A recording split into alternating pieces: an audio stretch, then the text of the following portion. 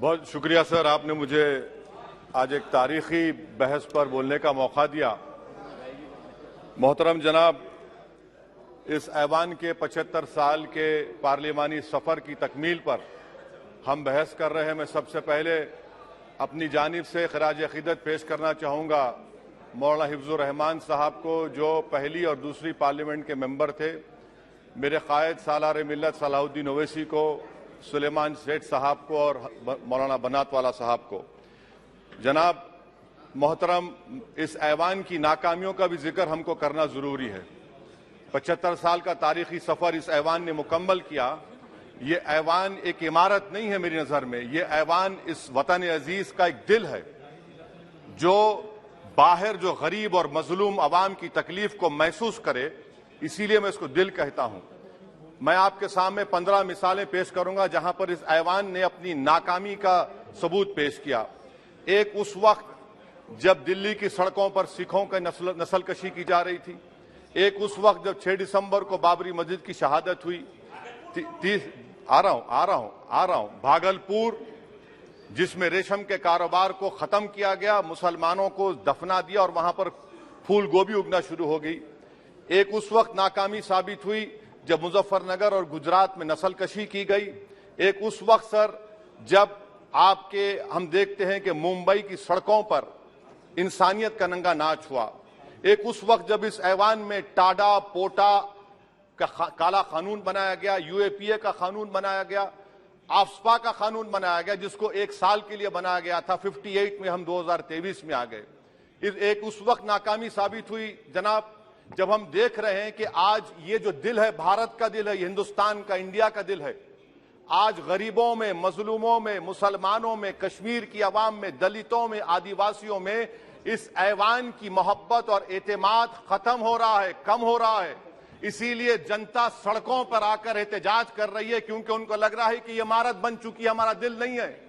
चाहे CAA का protest हो, चाहे किसानों का प्रोटेस्ट हो, चाहे शेड्यूल कास्ट के रिजर्वेशन का मसला हो।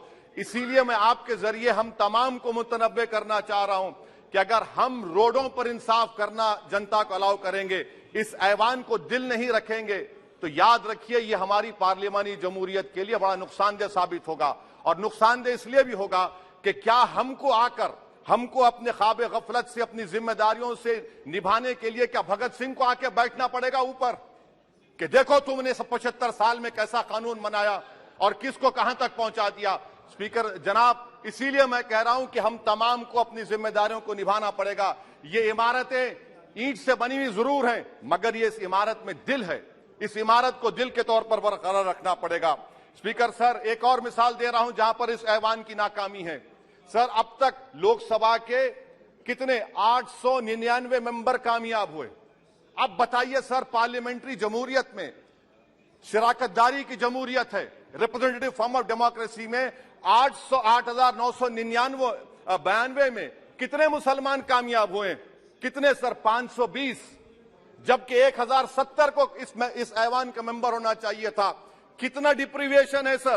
कितना डिप्रीविएशन है? 92% डिप्रीविएशन है। इस मौजूदा पार्लियामेंट में स्पीकर साहब सिर्फ 26 हैं, 14% मुसलमान और सिर्फ 4.8 उनका रिप्रेजेंटेशन है। बताइए, हम वोट डालने वाले बन गए, वोट लेने वाले नहीं बने। या तो हकीकत यह है कि आप वोट डालना नहीं चाहते उनको, आप सबको वोट डालेंगे, मगर जहां पर मुसलमान आएगा वो कामयाब नहीं होगा। बताइए, जब दिल में एक 14% आबादी की नुमाइंदगी नहीं होगी तो आप क्या फैसले करेंगे? क्या इस ऐवान को हम कहेंगे कि ये रिप्रेजेंटेटिव फॉर्म ऑफ डेमोक्रेसी है? स्पीकर साहब, मैं आपको एक और मिसाल देना चाह रहा हूं। बाबा साहेब अंबेडकर ने सही कहा था, अंग्रेज उस जमाने में पार्लियामेंट बुलाते थे टैक्स बढ़ाने के लिए। हम उसी रास्ते पर जा रहे हैं, हम तो बाबा साहेब अंबेडकर को हमने सच साबित कर दिया। स्पीकर सर, आखिरी में मैं आपको बताना चाहूंगा कि आज आप देखिए कि चाणक्य ने क्या कहा था। चाणक्य ने सही कहा था कि जब राज चलाने वाले व्यापारी हो जाएंगे तो उस राज के लोग भिखारी हो जाएंगे। आज ये वक्त आ चुका है सर, आज ये वक्त आ चुका है कि क्या first pass the post system इस देश के लिए सही है, या फिर हम प्रोपोर्शनल फॉर्म ऑफ रिप्रेजेंटेशन को फॉलो करेंगे।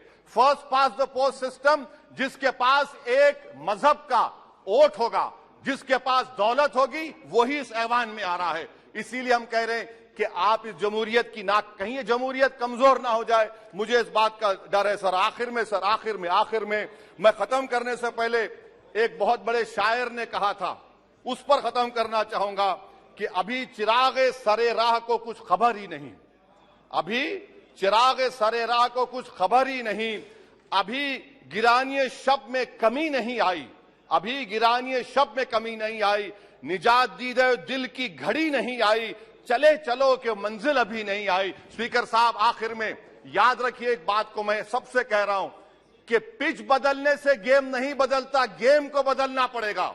आप पिच बदल रहे हैं, वरना याद रखिए जब तक हम अपने जमहूरी उसूलों पर, रूल ऑफ लॉ पर, संविधान पर अटूट अमल नहीं करेंगे, वरना याद रखिए कहीं नई इमारत भी हिटलर की राइक्सटैग की इमारत ना साबित हो जाए। बहुत बहुत शुक्रिया सर।